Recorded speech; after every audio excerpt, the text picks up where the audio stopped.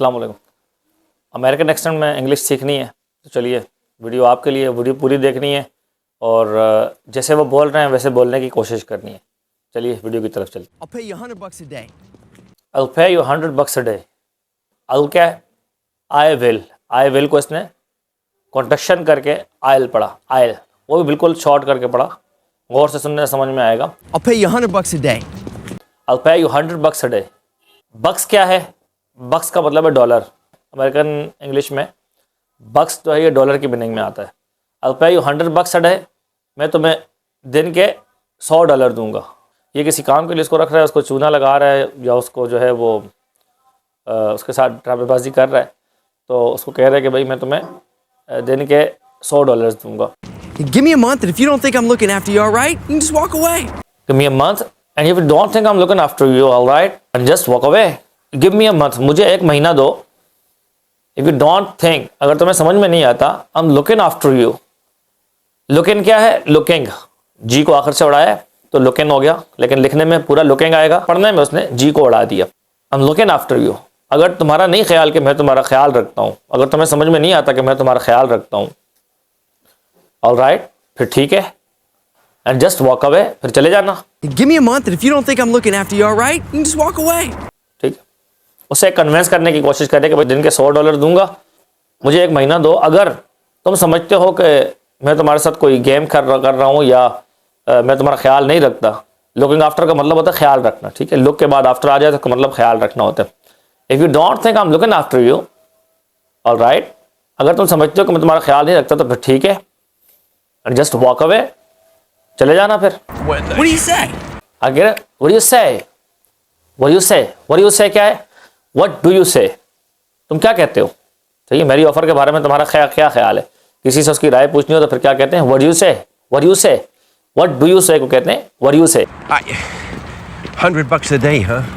$100 a day, हाँ, $100 a day, हाँ, दिन के $100, हाँ, ये बात है तुम्हारी। $100 a day, huh?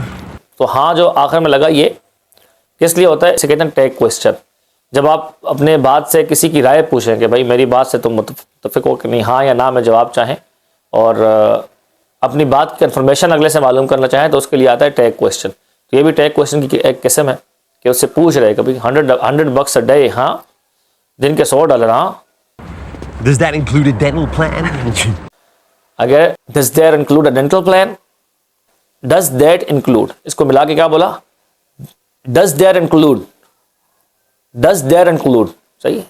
that का जो t है उसको r में कन्वर्ट करके include के in के साथ बिल्कुल मिला के पढ़ा। Does that include a dental plan? include, इसके साथ include के साथ that को मिलाया तो क्या बोला? there include, does there include, क्या इसमें शामिल तो नहीं है? a dental plan, dental plan क्या है? ये एक खौफ के लिए ये एक मुहावरतन वहाँ पे बोला जाता है कि कहीं इसमें दांत तोड़ने वाला सिस्टम तो नहीं होगा कहीं, अगर इस प्रोग्राम में दांत टूट जाए तो मेडिकल भी तुम्हें हमसे मिलेगा, ये सहूलत भी तो हमें नहीं दोगे। Because I don't want to go to jail. Because I don't want to go to jail, क्योंकि मैं जेल नहीं जाना चाहता। ठीक है, कॉज क्या है? बिकॉज, जैसे हम बिकॉज पढ़ते हैं, इसने शुरू से बी को उड़ा दिया और सिर्फ कॉज की साउंड आई, तो इनफॉर्मल इंग्लिश में कॉज, बिकॉज को कॉज पढ़ा भी जाता है, लिखा भी जाता है, बल्कि लिखा भी जाता है। कॉज के शुरू में अपोस्ट्रोफी लगाया जाता है, उसके बाद कॉज लिखा जाता है, और ये इशारा होता है इस बात की तरफ कि ये पूरा वर्ड बिकॉज है। Because I don't want to go to jail. Because I don't want to go to jail. Don't क्या है? ये डोंट है, डू नॉट का कॉन्ट्रैक्शन डोंट, और फिर डोंट के बाद डोंट का टी उड़ा दिया पढ़ने में। Because I don't want to go to jail. Because I don't want to go to jail. क्योंकि मैं जेल नहीं जाना चाहता। तो वाना है वो क्या है? Want to. पूरा जुमला अगर हम पढ़ेंगे तो क्या होगा? Because I do not want to go jail, इसने कॉन्ट्रैक्शन करके एक्सेंट में बोला। Because I don't want to go to jail. Because I don't want to go to jail, क्योंकि मैं जेल नहीं जाना चाहता। Nobody's gonna go to jail, Joe. तो दूसरा जो चूना लगाने वाला है वो कह रहा है Nobody is gonna go to jail, Joe. कोई भी जेल जाने वाला नहीं है भाई। जो उसका नाम है, सामने दूसरा आदमी उसका नाम है जो, तो उसको कह रहे हैं कि जो कोई भी जेल जाने वाला नहीं है। गोना क्या है? Going to. उसके बाद बोला go, going to go, nobody is going to go to jail, कोई भी जेल जाने वाला नहीं है। गोइंग टू जो है ये किस मीनिंग में आता है, ये आपके प्रेजेंट कंटिन्यूअस को फ्यूचर के मीनिंग में कर देता है, ठीक है। कोई भी जेल नहीं जाएगा, सही है। तो गोइंग टू का वर्ड किस मीनिंग में आता है, कोई काम आप करने वाले हो फ्यूचर में, उसके लिए गोइंग टू का वर्ड इस्तेमाल करते हैं। So for example, I am going to write my homework, मैं अपना होमवर्क लिखूंगा, सही है, या मैं अपना होमवर्क लिखने वाला हूं। Nobody is gonna go to jail Joe, Nobody's gonna go to jail, Joe. Going to को इसने कॉन्ट्रैक्शन करके बोला गेना। गेना भी बोलते हैं, गोना भी बोलते हैं, सही। जैसा उनका अपना एक्सेंट हो, जैसे अंदाज हो, उस अंदाज से वो बोलते हैं। इसने बोला गेना, नोबडी इज गेना गो टू जेल जो कोई भी जेल जाने वाला नहीं है। Trust me. ट्रस्ट मी, मुझ पर भरोसा करो, सही है, जेल कोई नहीं जाएगा। Look, I'm serious. Look I am serious, देखो मैं सीरियस हूं, मैं संजीदा हूं। सीरियस का मतलब संजीदा। उसे कार्ड दिखा रहे बनाया हुआ, जो अपना उसने जो सिस्टम बनाया है जिसमें उसको शामिल करना चाह रहा है, जिसके वो डॉलर देगा, तो उस सिस्टम में उसको बनाया जो उसने, तो उसको कार्ड दिखा रहे हैं उसको कि भाई कार्ड है, मैं सीरियस काम में, ठीक। Danny Mars Management. Mars man is me, it's क्या है, इट इज को कॉन्ट्रैक्शन करके इट्स कर दिया, फिर इसने सिर्फ टी को भी बीच में इसने उड़ा दिया, इज नहीं है, इट इज है, ठीक है। डैनी मार्स जो है ये इसका नाम है, डैनी मार्स, ऊपर कार्ड पे लिखा होगा डैनी मार्स, ठीक है। तो मैन से मुराद वो मुखातब है इसका जिससे वो बात कर रहे हैं, ठीक है। तो मैन, ये डैनी मार्स मैं हूँ, डैनी मार्स मैं हूँ, ये कार्ड पे ऊपर लिखा हुआ है डैनी मार्स ना, ये मैं हूँ, इट्स मी। Classy, huh? जो उससे पूछ रहे, क्लासी, हाँ शानदार है ना, क्लासी का मतलब शानदार। Classy, huh?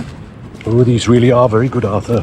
और these really are very good, oh ये तो बहुत अच्छे हैं, मतलब ये कार्ड जो तुमने बनाए हैं तो बहुत अच्छे हैं। ऑथर से मुराद वो जो बनाने वाला है, जो उसको कार्ड देने वाला है, जिसका नाम है कार्ड पर। Oh, these really are very good, Arthur. Author का मतलब होता है क्रिएटर, जो बुक्स के लिखने वाले होते हैं, कंटेंट क्रिएटर जो होते हैं उनको ऑथर कहते हैं, ठीक है। और जो राइटर होते हैं बुक्स लिखने वाले, उनको भी ऑथर कहते हैं, ठीक है। We should have a couple of hundred of these for ourselves. We should have a couple of hundred of these for ourselves. We should have a couple of hundred. हमारे पास भी 1-200 होने चाहिए। तो ये couple of का मतलब 1-2, couple of 1-2 की meaning में आते हैं। 1-200 हमारे पास भी होने चाहिए। We should have a couple of hundred. हमारे पास भी 100 होने चाहिए of these, ये इस तरह के कार्ड, इस तरह के कार्ड्स हमारे पास, अपने पास भी, for ourselves अपने लिए भी हमारे पास इस तरह के 1-200 कार्ड्स होने चाहिए।